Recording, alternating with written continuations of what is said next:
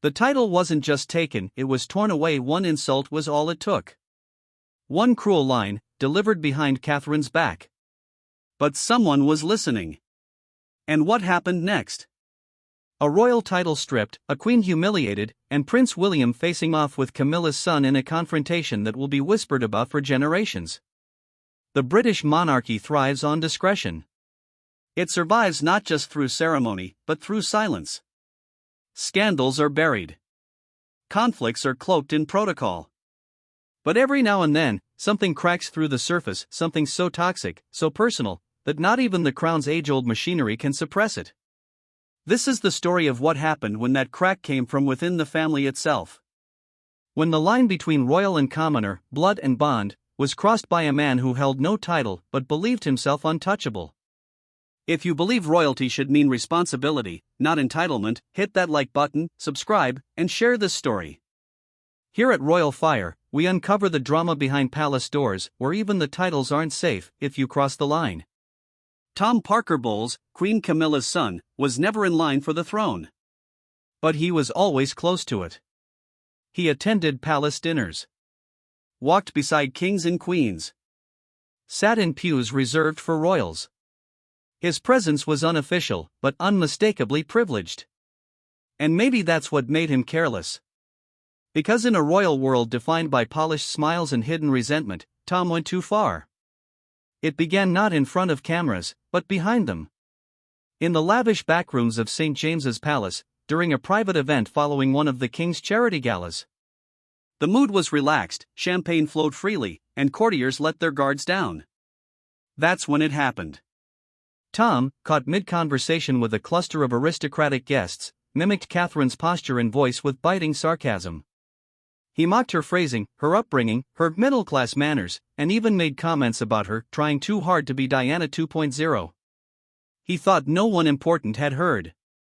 He was wrong. One of the junior advisors present that night was loyal to Prince William and loyal to Catherine. The advisor didn't report it to the press. He didn't spread rumors. He went straight to William. And that set into motion a chain of events that would fracture the Windsor inner circle like never before. William didn't confront Tom immediately. He waited. He waited because he needed to be sure. Because once he made a move, there would be no undoing it. Within days, palace staff began quietly compiling a dossier. Several employees had overheard Tom's casual cruelties before, muttered under his breath at family functions, in offhand remarks about Catherine's parents, or condescending jabs during royal rehearsals. Most had dismissed it as ill-mannered entitlement. But now, it was part of a pattern. And the pattern was undeniable. When the compiled testimonies landed on William's desk, he read them in silence. He closed the file, locked it in a drawer, and scheduled a meeting with King Charles. Not Camilla. Charles. The meeting was brief. William laid out the facts clearly, calmly, and without dramatics. His request was equally clear: remove Tom Parker Bowles from the royal circle.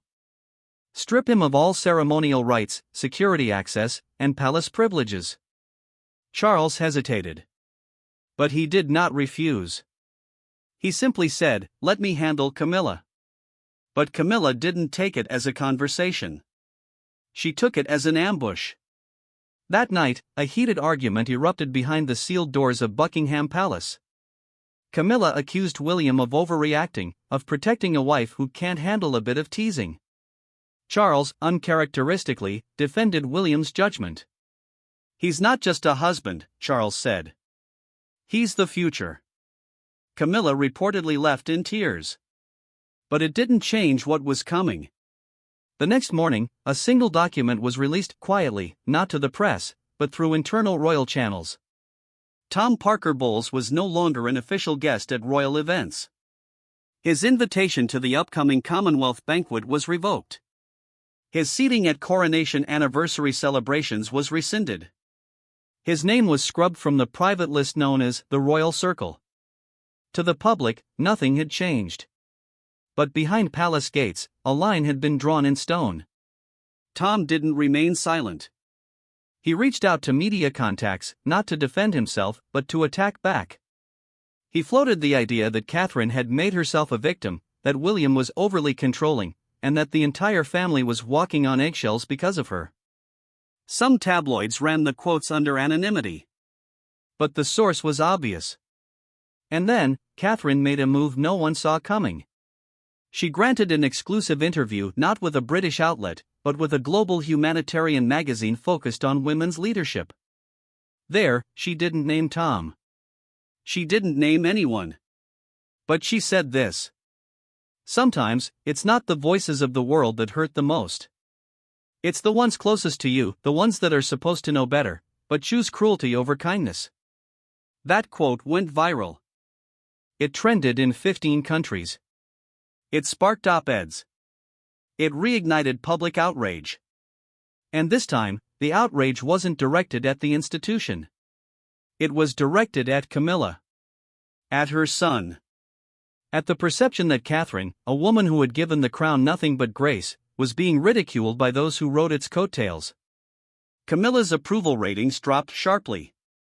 In quiet polls conducted by royal strategists, a shocking statistic emerged: 74% of those polled said they no longer wanted to see Camilla play a prominent role in state affairs. Nearly 60% believed her son's influence was damaging to the crown. It was a public relations disaster. And in the monarchy, perception is power. Camilla tried to rehabilitate. She made appearances at women's charities. Released a statement condemning all forms of bullying. But the damage was already done. And then came the final blow. William released an unprecedented public statement, not as the Prince of Wales, but as a husband. He didn't name names. He didn't air grievances. But the message was unmistakable. Respect within a family is not optional. We cannot build a future for our children unless we protect the people they look up to. That same day, Catherine launched a mental health initiative for women under pressure in high-profile roles. The timing was no coincidence. Together, they had drawn the line. The crown wasn't just an inheritance. It was a responsibility. And those who used proximity to it as a weapon were no longer welcome. Tom Parker Bowles eventually retreated. His literary column was quietly cancelled. His social appearances dwindled. Camilla stopped defending him in public. Some insiders claim even she realized the recklessness of his behavior. Others say she blamed Catherine until the end. Charles, to his credit, stood firm. He continued to host events with William and Catherine front and center. At one event in Wales, he was overheard saying to a guest, "Sometimes, protecting the institution means protecting those who make it human." And so, the monarchy shifted again. Not through death. Not through divorce. But through decency. When Catherine walked down the red carpet at the Earthshot Prize Awards that year, dressed in emerald green, hand in hand with William, the applause wasn't just for fashion. It was for resilience. It was for a woman who endured humiliation not from the press, but from someone inside her own royal circle, and still rose. Because the crown may be inherited. But respect? Respect is earned. And William had shown the world that when it came to his wife, no privilege, no proximity, and no past relationship would shield you from consequences. Not even if your mother wore the crown. The press had gone quiet, but the palace hadn't. What the public didn't know was that behind the serene smiles and carefully curated appearances, a full-scale internal investigation had been launched, not against the monarchy's enemies, but against one of its own, Tom Parker Bowles. It was no longer about insults whispered in salons or passive-aggressive quips over tea. It was about evidence. And it was damning. One of the footmen had come forward with something more than testimony. He had proof, raw, unfiltered video. It was from a security camera inside Clarence's house, one that captured a hallway conversation during the infamous charity gala weeks earlier. Tom had just left the event room and didn't realize the camera had a clear line of sight. The footage showed him with a drink in hand, mocking Catherine's laugh, mimicking her walk, and most shockingly, referring to her as a peasant in pearls who thinks she's Diana. There it was. Clear. Sharp. Undeniable. When this footage was presented to Prince William in the war room of Kensington Palace, yes, they called it that he reportedly stood frozen for 10 seconds, then whispered he destroyed her dignity. The decision was instant. The footage would be sealed, locked in the royal archive. But a copy would be handed to King Charles and Camilla not as leverage, but as truth. There would be no more arguments. No more denials. But someone leaked it. No one knows who. Maybe a disillusioned staffer. Maybe someone loyal to Catherine. But within 48 hours, the video made its way to an encrypted journalist network in mainland Europe. A prominent Spanish royal reporter uploaded it to a private server, and in less than 3 hours, it was all over Twitter. The footage blurred Catherine's name, but not Tom's face. The quote played on loop. "A peasant in pearls who thinks she's Diana." The internet exploded. Hashtags like hashtag Tom the Tyrant and hashtag Protect Catherine flooded every corner of social media. British citizens who'd never once commented on royal drama now demanded accountability. International headlines followed. Queen's son caught mocking future queen, calls her peasant. Monarchy meltdown, Parker Bowles footage goes viral. And Catherine? She didn't say a word. She didn't need to. The footage said everything. At Buckingham Palace, chaos erupted. Camilla reportedly fainted upon seeing the news on her iPad during breakfast. Charles cancelled all public appearances for 72 hours. William, furious but calm, gathered his advisors, tightened security around his family, and prepared for the final strike. Because now it was war.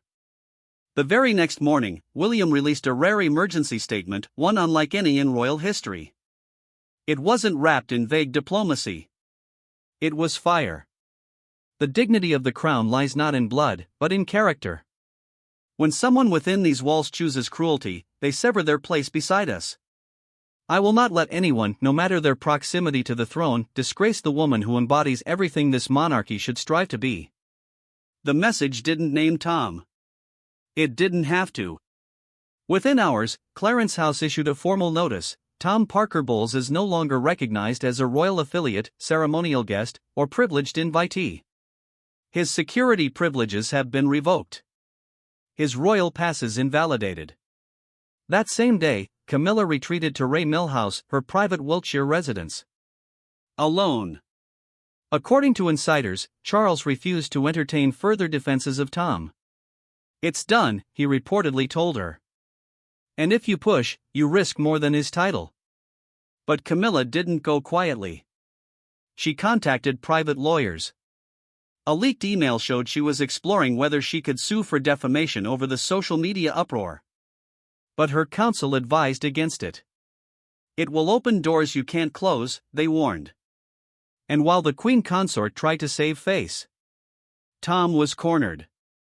Paparazzi camped outside his London flat. Protesters stood silently outside royal grounds holding signs that read "Catherine is royal. You are not." Under pressure, Tom released a video apology. He appeared disheveled, seated in a dim study. His voice wavered as he said, "I deeply regret my behavior. It was in poor taste, and I apologize to the Princess of Wales and to the public." But his apology fell flat. Because hours later, a second clip leaked. This one wasn't public yet. But palace insiders confirmed it. A private WhatsApp message from Tom had surfaced. In it, he called the uproar a hysterical overreaction from people too obsessed with fairy tale princesses. When this was shown to Catherine in private, she reportedly looked up and said only, "That's not regret. That's fear of losing relevance." The royal family held an emergency council, a rare, behind-the-scenes gathering of all major royal working members. There, something even more shocking happened. Princess Anne stood and demanded a formal royal disownment clause be drafted, a legal declaration that Tom Parker Bowles would never again be permitted to speak on behalf of, or in association with, the British monarchy in any setting. Ever. Sophie, Duchess of Edinburgh, backed her. Prince Edward agreed. The Queen's legacy circle had turned. William didn't just strip Tom of privileges anymore. He authorized a royal conduct order, a rarely used power that banned any form of monetization or representation under the royal name. That meant No books. No interviews. No documentaries. No podcast appearances.